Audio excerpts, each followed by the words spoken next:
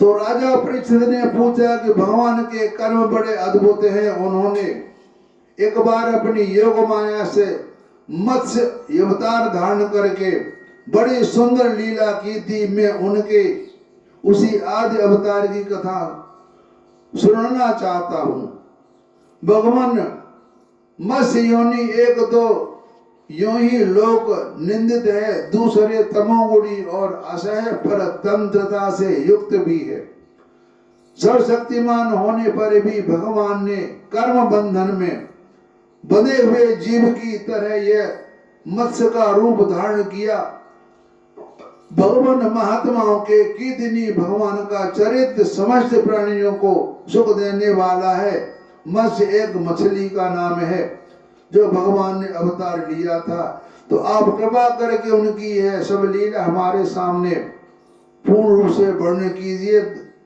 तो सूत जी कहते हैं कि शौनकादि ऋषियों, जब राजा परीक्षित ने भगवान श्री सुखदेव जी से यह प्रश्न किया तब उन्होंने विष्णु भगवान का वह चरित्र जो उन्होंने मत्स्य अवतार धारण करके किया था वह किया। सुखदेव जी कहते हैं कि परीक्षित यूं तो भगवान सबके एकमात्र प्रभु हैं, फिर भी वे गौ ब्राह्मण देवता साधु वेद धर्म और अर्थ की रक्षा के लिए शरीर धारण किया करते हैं। वे सर्वशक्तिमान प्रभु वायु की तरह नीचे ऊंचे छोटे बड़े प्राणियों में अंतर्यामी रूप से लीला करते रहते हैं, परंतु उन प्राणियों के बुद्धिगत गुणों से वे छोटे बड़े या ऊंचे नीचे नहीं हो पाते।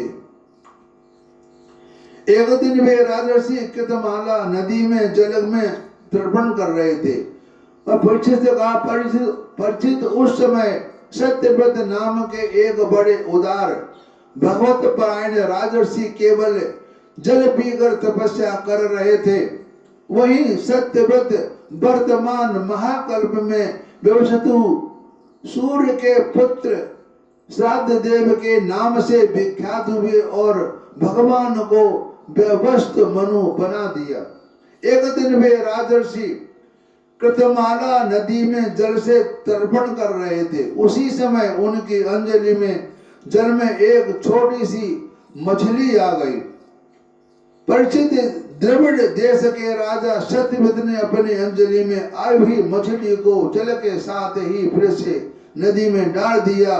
जितने ये धर्म के कार्य हुए हैं हमारे भारतवर्ष में सारे द्रविड़ देश में होते चले आए हैं। ये राजा बलि का भी कार्य द्रविड़ देश की में बताते हैं।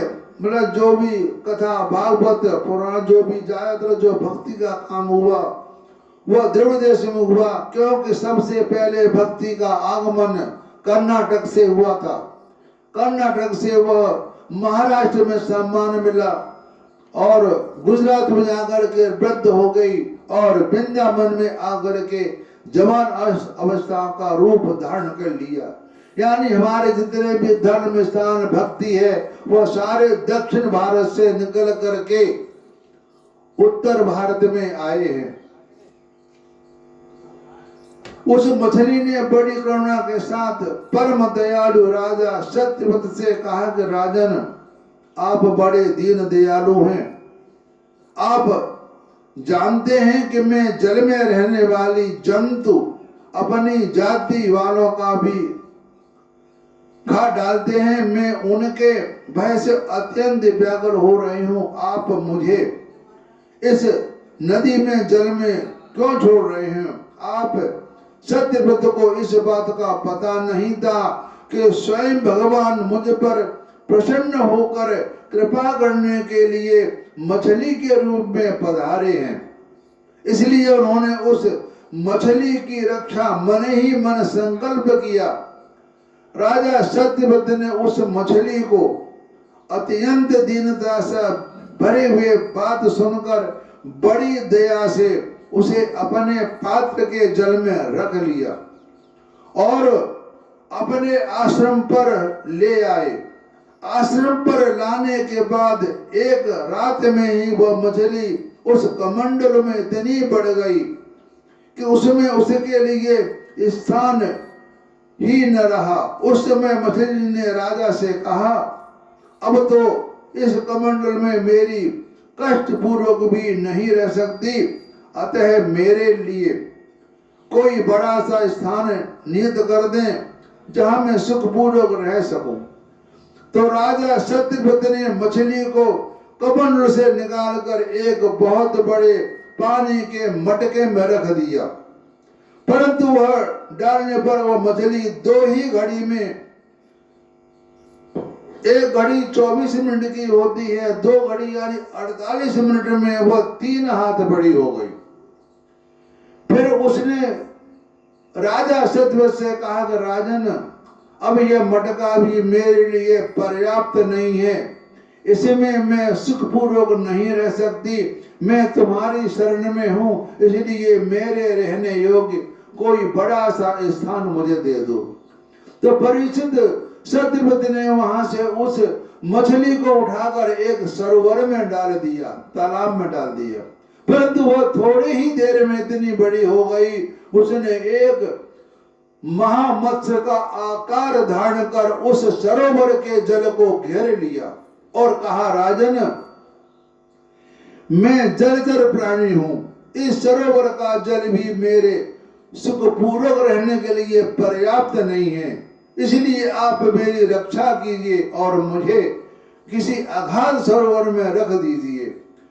तो मत्स्य भगवान के इस प्रकार कहने पर वे एक एक करके उन्हें कई अटूट जल वाले सरोवर में ले गए, परंतु जितना बड़ा सरोवर होता उतने ही बड़े वे बन जाते। अंत में उन्होंने इस लीला मत्स्य को समुद्र में छोड़ दिया और समुद्र में डालते समय मत्स्य भगवान ने सत्यव्रत से कहा, वीर, समुद्र में बड़े बड़े बलि मगर आदि रहते हैं, वे मुझे खा जाएंगे, इसलिए आप मुझे समुद्र के जल में मत छोड़िए। तो मत्स्य भगवान की यह मधुर वाणी सुनकर राजा सत्यव्रत का मोह मुक्त हो गए और उन्होंने कहा, मत्स्य का रूप धारण करके मुझे मोहित करने वाले आप हैं कौन? आपने एक ही दिन में 400 कोस के विस्तार का सरोवर घेर लिया, आज तक ऐसी शक्ति रखने वाला जलचर जीव तो न मैंने कभी देखा था और ना ही सुना था। तो अवश्य आप सर्वशक्तिमान सर्वंतर्यामी अविनाशी श्री हरि हैं। जीवों पर अनुग्रह करने के लिए आपने जलचर का रूप धारण किया। पुरुषोत्तम आप जगत की उत्पत्ति, सिद्धि और प्रलय के स्वामी हैं, आपको मैं नमस्कार करता हूँ। प्रभु, आप शरणागत भक्तों के लिए आप ही आत्मा और आश्रय है, सहारा है। यद्यपि आपके सभी लीलावतार प्राणियों के अभ्युदय के लिए ही होते हैं, तथापि मैं यह जानता हूँ कि आपने यह रूप किस उद्देश्य से ग्रहण किया है। कमल नयन प्रभु, जैसे देहादि आनंद पदार्थ में अपनेपन का अभिमान करने वाले संसारी पुरुषों का आश्रय व्यर्थ होता है, उसी प्रकार आपके चरणों की शरण तो व्यर्थ हो ही नहीं सकती, क्योंकि आप सबके अहेतुक प्रेमी, परम प्रियतम और आत्मा हैं। आपने इस समय जो रूप धारण करके हमें दर्शन दिया है, यह बड़ा अद्भुत है। तो सुखदेव जी कहते हैं कि परीक्षित, भगवान अपने अनन्य प्रेमी भक्तों पर अत्यंत प्रेम करते हैं। जब जगतपति मत्स्य भगवान ने अपने प्यारे भक्त राजर्षि सत्यव्रत की यह प्रार्थना सुनी, तो उनका प्रिय और हित करने के लिए साथ ही कल्पांत के प्रलयकालीन समुद्र में विहार करने के लिए उनसे कहा। श्री भगवान ने कहा कि सत्यव्रत, आज से 7वें दिन भूलोक आदि तीनों लोग पहले के समुद्र में डूब जाएंगे। उस समय तीनों लोग प्रलय काल की जलराशि में डूबने लगेंगे। तब मेरी प्रेरणा से तुम्हारे पास एक बहुत बड़ा नौका आएगी। उस समय तुम समस्त प्राणियों को सूक्ष्म शरीर को लेकर के सप्त ऋषियों के साथ उस नौका पर चढ़ जाना और समस्त धान्य तथा छोटे बड़े अन्य प्रकार के बीजों को साथ रख लेना। उस समय सब और एकमात्र महासागर लहराता होगा, प्रकाश नहीं होगा, केवल ऋषियों की दिव्य ज्योति के सारे ही बिना किसी प्रकार की विकलता के तुम बड़े बड़े नाव पर चढ़कर चारों ओर विचरण करना। जब प्रचंड आंधी चलने के कारण नाव डगमगाने लगेगी, तब मैं इसी रूप में वहां आ जाऊंगा और तुम लोग वासुक नाग के द्वारा नाव को मेरी सीमा में बांध देना। यही वासुक नाव से समुद्र मंथन हुआ था और इसी वासुक नाग का यहाँ प्रयोग किया गया कि वासुक नाव को लेकर के तुम नाव को मेरे सींग में बांध देना। सत्यव्रत इसके बाद जब तक ब्रह्मा जी की रात रहेगी, तब तक मैं ऋषियों के साथ तुम्हें उस नाव में बैठा कर उसे खींचता रहूंगा, समुद्र में विचरण करूंगा, समुद्र में घूमता रहूंगा। उस समय जब तुम प्रश्न करोगे तब मैं तुम्हें उपदेश दूंगा। मेरे अनुग्रह से मेरी वास्तविक महिमा, जिसका नाम पर ब्रह्म है, तुम्हारे हृदय में प्रकट हो जाएंगे और तुम उसे ठीक ठीक जान लोगे। तो भगवान राजा सत्यव्रत को यह आदेश देकर अंतर्धान हो गए। अतः अब राजा सत्यव्रत उसी समय की प्रतीक्षा करने लगे जिसके लिए भगवान ने आज्ञा दी थी। कुसुम का अग्रभाग पूर्व की ओर करके राजर्षि सत्यव्रत उन पर पूर्वोत्तर मुख में बैठ गए और मत्स्य रूप भगवान के चरणों का चिंतन करने लगे। इतने में ही भगवान का बताया हुआ वह समय आ पहुंचा। राजा ने देखा कि समुद्र अपनी मर्यादा छोड़कर बढ़ रहा है। प्रलय काल के भयंकर मेघ वर्षा करने लगे। देखते ही देखते सारी पृथ्वी डूबने लगी। तब राजा ने भगवान की आज्ञा का स्मरण किया और देखा कि नाव भी आ गई। तब वे धन्य तथा अन्य बीजों को लेकर सप्तऋषियों के साथ उस पर सवार हो गए। सप्तऋषियों ने बड़े प्रेम से राजा सत्यव्रत से कहा कि राजन, तुम भगवान का ध्यान करो, वे ही हमें इस संकट से बचाएंगे और हमारा कल्याण करेंगे। उनकी आज्ञा से राजा ने भगवान का ध्यान किया। उसी समय जब उस समुद्र में मत्स्य के रूप में भगवान प्रकट हुए, तब मत्स्य भगवान का शरीर सोने का समान देदीप्यमान था और शरीर का विस्तार था 4 लाख कोस।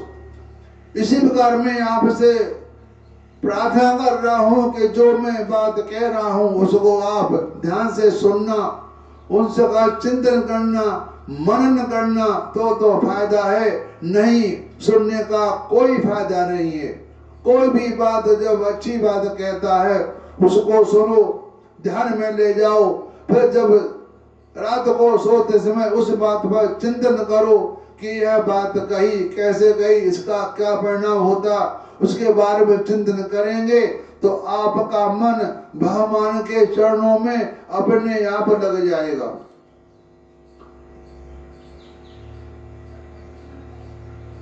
भगवान ने पहले जैसे आज्ञा दी थी उसी के अनुसार वह नौका वासुक नाग के द्वारा भगवान के सींग में बांध दी और राजा सत्यव्रत ने प्रसन्न होकर भगवान की स्तुति की। राजा सत्यव्रत ने कहा कि प्रभु, संसार के जीवों का आत्मज्ञान अनादि अविद्या से ढक गया है, इसी कारण वे संसार के अनेक कलेशों के भार से पीड़ित हो रहे हैं। जब अनायास ही आपके अनुग्रह से वे आपकी शरण में पहुंच जाते हैं, तब आपको प्राप्त कर लेते हैं। इसलिए हमें बंधन से छुड़ाकर वास्तविक मुक्ति देने वाला परम गुरु आप ही हैं। यह जीव अज्ञानी है, अपने ही कर्मों से बंधा हुआ है। वह सुख की इच्छा से दुखप्रद कर्मों का अनुष्ठान करता है। जिनकी सेवा के उसका यह अज्ञान नष्ट हो जाता है, वे ही परम गुरु आप मेरे हृदय की गांठ काट दें। जैसे अग्नि में तपाने से सोने चांदी के मल दूर हो जाते हैं और उनका सच्चा स्वरूप निखर जाता है, वैसे ही आपकी सेवा से जीव अपने अंतःकरण का अज्ञान रूप मन त्याग देता है और अपने वास्तविक स्वरूप में स्थिर हो जाता है। आप सर्वशक्तिमान अविनाशी प्रभु ही हमारे गुरुजनों भी परम गुरु हैं, आप ही हमारे भी गुरु बने। जितने भी देवता गुरु और संसार के दूसरे जीव हैं वे सब स्वतंत्र रूप से एक साथ मिलकर जो कृपा करें तो आपकी कृपा के 10,000वें अंश की भी बराबरी नहीं कर सकते। प्रभु आप ही सर्वशक्तिमान हैं, मैं आपकी शरण ग्रहण करता हूँ। जैसे कोई अंधा अंधे को अपना पद प्रदर्शक बना ले, वैसे ही अज्ञानी जीव अज्ञानी को ही अपना गुरु बनाते हैं। आप सूर्य के समान स्वयं प्रकाश समस्त इंद्रियों के प्रेरक हैं और आत्म तत्व के जिज्ञासु आपके ही गुरु में रूप में चरण में धरते हैं। अज्ञानी मनुष्य अज्ञानियों को जिस ज्ञान का उपदेश करता है वो तो अज्ञान है, उसके द्वारा संसार घोर अंधकार की अंधकाधिक प्राप्ति होती है। परंतु आप तो अविनाशी और अमोघ ज्ञान का उपदेश करते हैं जिससे मनुष्य अनायास ही अपने वास्तविक स्वरूप को प्राप्त कर लेता है। आप सारे लोग के स्वतः प्रियतम ईश्वर और आत्मा हैं। गुरु उसके द्वारा प्राप्त होने वाला ज्ञान और अभिष्ट की सिद्धि भी आपका ही स्वरूप है। फिर भी कामनाओं के बंधन में जकड़े जाकर लोग अंधे हो रहे हैं। उन्हें इस बात का पता नहीं कि आप उनके हृदय में विराजमान हैं। आप देवताओं के भी आराध्य देव हैं, परम पूजनीय परमेश्वर है। मैं आपसे ज्ञान करने के लिए आपकी शरण आया हूँ। भगवान आप परमार्थ की प्रकाशित करने वाली अपनी वाणी के द्वारा मेरे हृदय की ग्रंथि काट डालिए और स्वरूप को प्रकाशित कीजिए। क्योंकि जब हमें किसी एक अंधे आदमी का सहारा लेते हैं, हम तो अंधे होते ही हैं, तो वो हमें क्या रास्ता दिखाएगा। इसके लिए एक आंखों वाले आदमी को चुनो जो वो तुम्हें रास्ता दिखाए। अंधा आदमी तुम्हें क्या रास्ता दिखाएगा, बेचारा वह खुद तो रास्ता देखता नहीं है, तो वो तुम्हें क्या दिखाएगा। तो परीक्षित सुखदेव जी कहते हैं, परीक्षित जब राजा सत्यवती ने इस प्रकार प्रार्थना की तो मत्स्य रूपधारी पुरुषोत्तम भगवान ने प्रलय के समुद्र में विहार करते हुए उन्हें आत्म तत्व का उपदेश दिया। भगवान की राजर्षि सत्यव्रत को अपने स्वरूप के संपूर्ण रहस्य का वर्णन करते हुए ज्ञान भक्ति और कर्म योग से पूर्ण का उपदेश दिया। ये सत्यव्रती आगे चल के त्रिशंकु महाराज बने थे, जिनको कि विश्वामित्र ने आसमान बीच में ही टांग दिया था, जिसको मत्स्यपूर्ण कहते हैं। सत्यव्रत ने ऋषियों के साथ नाव में बैठे हुए संदेह रहित होकर भगवान के द्वारा उपदिष्ट सनातन ब्रह्म स्वरूप आत्म तत्व का श्रवण किया। इसके बाद जब पिछले प्रलय का अंत हो गया और ब्रह्मा जी की नींद टूटी, तब भगवान ने हयग्रीव असुर को मारकर उसके वेद छीन लिए और ब्रह्मा जी को दे दिए। भगवान की कृपा से राजा सत्यव्रत ज्ञान और विज्ञान से संयुक्त होकर इस कल्प में व्यवस्थ मनु हुए। अपनी योग माया से मत्स्य रूप धारण करने वाली भगवान विष्णु और राजर्षि सत्यव्रत का यह संवाद एक श्रेष्ठ आख्यान सुनकर मनुष्य सब प्रकार से पापों से मुक्त हो जाता है। लेकिन जो मनुष्य भगवान के इस अवतार का प्रतिदिन कीर्तन करता है, उसके सारे संकल्प सिद्ध हो जाते हैं। वो तो कोई भगवान का नाम लो तो सारे पाप कट जाते हैं, लेकिन उसका चिंतन और मनन करना बहुत जरूरी है। अगर हम चिंतन मनन नहीं करेंगे तो हमारे हाथ कुछ पल्ले नहीं पड़ेगा। प्रलयकालीन समुद्र में जब ब्रह्मा जी सो आए थे, उनकी सज्जी चक्र लुप्त हो चुकी थी। उस समय उनके मुख से निकली हुई श्रुतियों का हयग्रीव दैत्य पाताल में ले गया तो भगवानों से मार कर वे सुतियां ब्रह्मा जी को लौटा दी और सत्यव्रत तथा सब ऋषियों को ब्रह्म तत्व का उपदेश दिया। उन समस्त जगत के परम लीला में सत्य भगवान को मैं नमस्कार करता हूँ। अब मैं अपनी वाणी को यही विराम देता हूँ। कल क्या होगा भगवान जाने, पता नहीं। आज जो मैं कहना था सो सुनाकर आपको कह दिया। आप सबको धन्यवाद। आप सब सुनने वालों को मेरा नमस्कार। और आप सभी को भगवान अच्छी बुद्धि दे। मैं तो यह कामना करता हूँ सबको अच्छी बुद्धि दे। बुद्धि देगा तो वह काम अपने आप ठीक ही करेगा।